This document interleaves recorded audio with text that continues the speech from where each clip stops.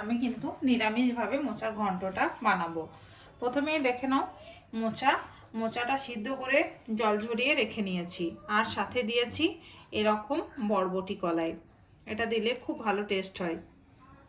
আর এখানে মুগ ডাল আধ সিদ্ধ করে রাখা আছে। আর এখানে কেটে নিয়েছি বেগুন, আলু, টমেটো, আদা বাটা, লবণ, হলুদ, জিরে গুঁড়ো আর চিনি, আর লাস্টে দেওয়ার জন্য ঘি, গরম মশলা। তো রান্নাটা কিভাবে করি তোমরা দেখতে থাকো। মধ্যে আমি অল্প পরিমাণ তেল দিয়ে নেব।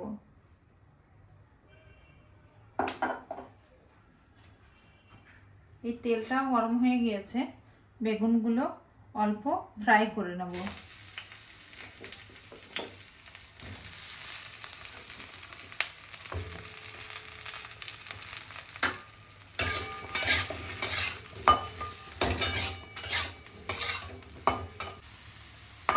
বেগুনগুলো অল্প ফ্রাই করে নিয়েছি, খুব বেশি ভাজার দরকার নেই।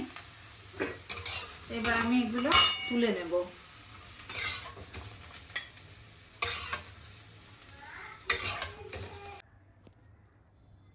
এবার আমি কড়াইয়ের মধ্যে তেল দিয়ে দেব।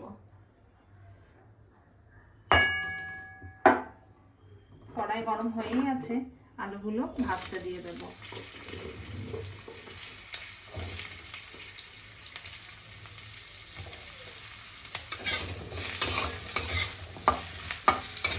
আলুগুলো ভাজা হোক, তারপর আসছি। আলুটা ভাজা কমপ্লিট হয়েছে।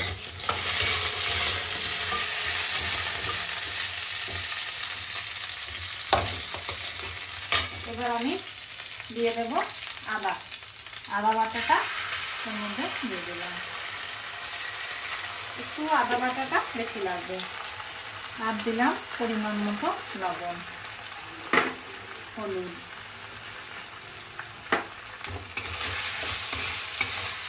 এটা যেহেতু একটা তরকারির মতো বানাচ্ছি, তাই একটু বেশি লাগবে।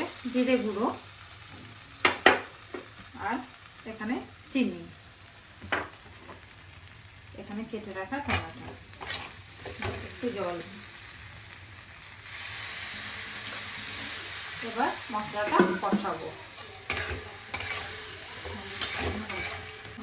কষানো কিন্তু অনেকটা হয়ে গেছে। আর একটু লঙ্কা গুঁড়ো তোমরা চাইলে দিতে পারো, আমি অল্প পরিমাণে দেবো যেহেতু আমার বাচ্চা আছে।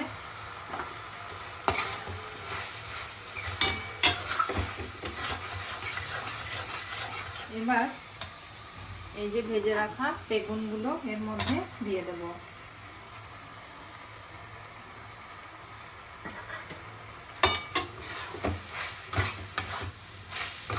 আর সিদ্ধ করে রাখা মোচা, সিদ্ধ করে জলটা ঝরিয়ে রেখেছিলাম, আগেই বলেছি। মোচাটা আর এই মোচার সাথে থাকা ডাল, যেটা বরবটি ডাল না, কলাই আমরা বলি, তো সেটাও এর মধ্যে দিয়ে দিলাম।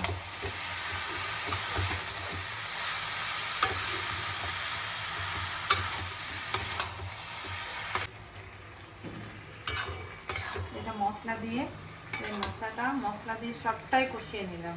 এবার এই যে আধ সিদ্ধ মুগ ডাল যেটা করে রেখেছি, সেটাও এর মধ্যে দিয়ে দিলাম।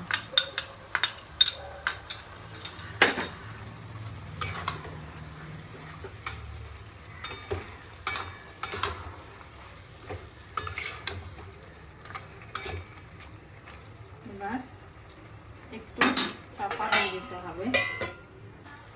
সুন্দর করে আমার কষানো হয়ে গেছে। এবার এর মধ্যে আমি দিয়ে দেব জল।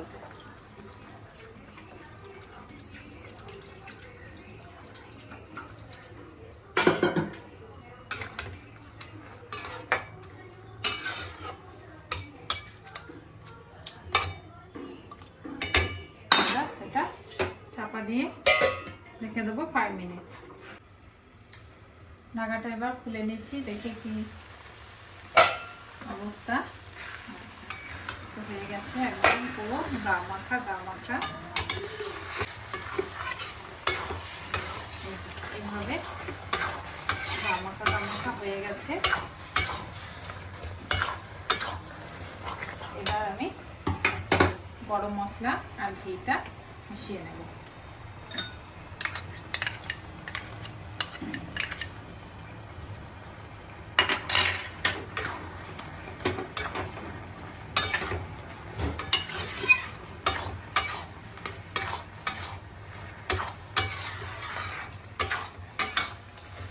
তো আমার এবার এটা রেডি হয়ে গেছে।